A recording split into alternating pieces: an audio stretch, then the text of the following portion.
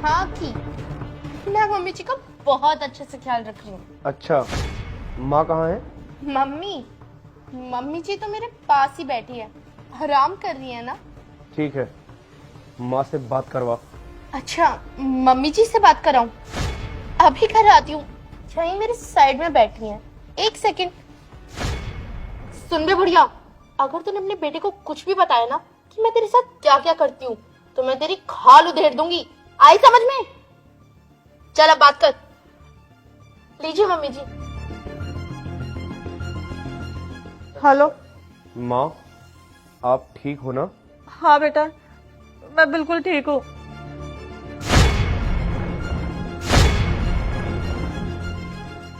हाँ की यार, मैं मम्मी जी का बहुत अच्छे से ख्याल रख रही हूँ, कोई भी तकलीफ नहीं होने देती उन्हें, आराम करती हैं पूरे दिन। और हाँ, इनकी दवाई भी टाइम टू टाइम देती हूँ। और वैसे तुम बॉर्डर पे हो ना, तुम देश की रक्षा करो यार, तुम यहाँ की टेंशन क्यों लेते हो जब मैं यहाँ पे हूँ माँ का और इस घर का ख्याल रखने के लिए। अच्छा चलो अब तुम अपना काम कर लो, मैं भी घर का काम कर लेती हूँ। ठीक है, मैं बाद में करता हूँ। ठीक है। तुम्हारा भी सही है यार, तुम्हारा पति वहाँ देश की सेवा करता रहेगा और उसके पीठ पीछे उसी के घर में तुम मेरी सेवा करती रहोगी। बिल्कुल सही कहा तुमने। वैसे मेरी तो है ना चांदी चांदी है, यहाँ उसकी माँ मेरी सेवा कर रही है, वहाँ वो देश की सेवा कर रहा है, और यहाँ मैं तुम्हारी सेवा कर रही हूँ, और वो भी उसी के घर में। कौन है मुझे रोकने वाला?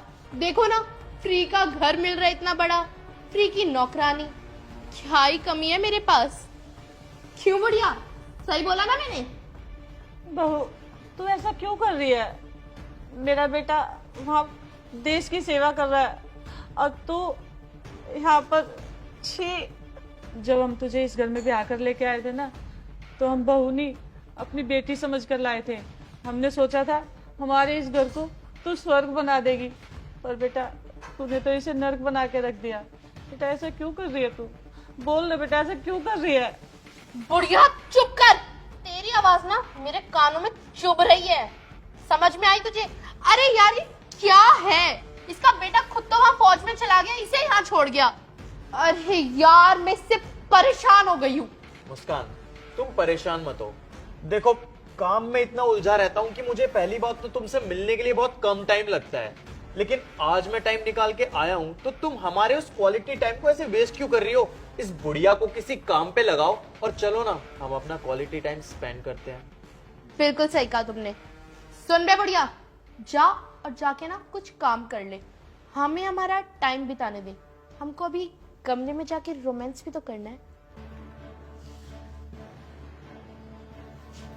हाँ बेबी, सुनाओ फिर तो।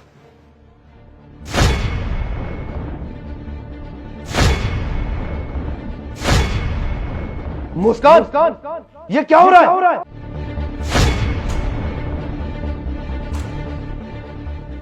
अक्की, अक्की बेटा, तू आ गया?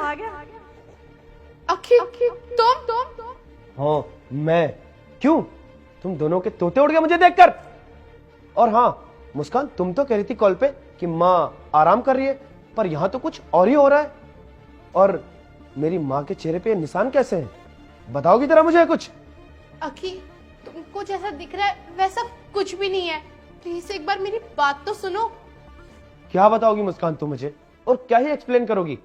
मैंने सब देख लिया कि तुम मेरी माँ को मेरी आंखों के सामने टॉर्चर कर रही थी, उनको परेशान कर रही थी, उनका हरेसमेंट कर रही थी।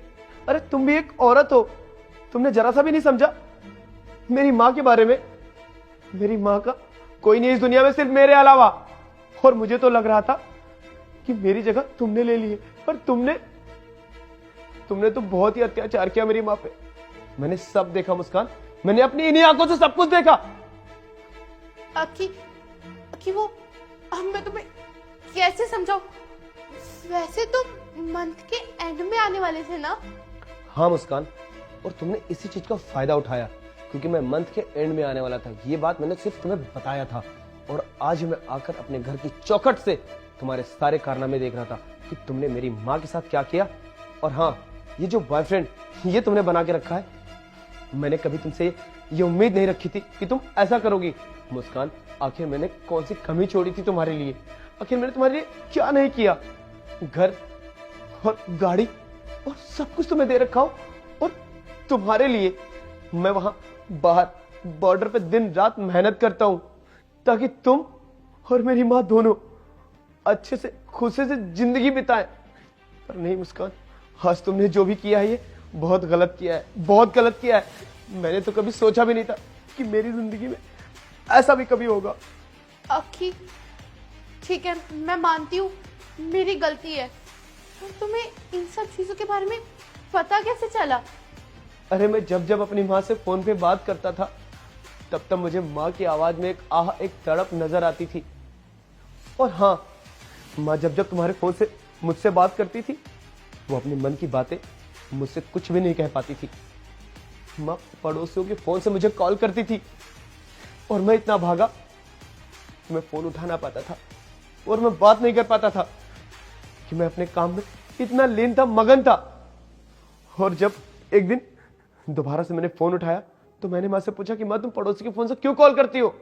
तब माँ ने मुझे कहा कि बेटा मेरे साथ ऐसा ऐसा होता है। पर उस वक्त मुझे यकीन नहीं हो रहा था।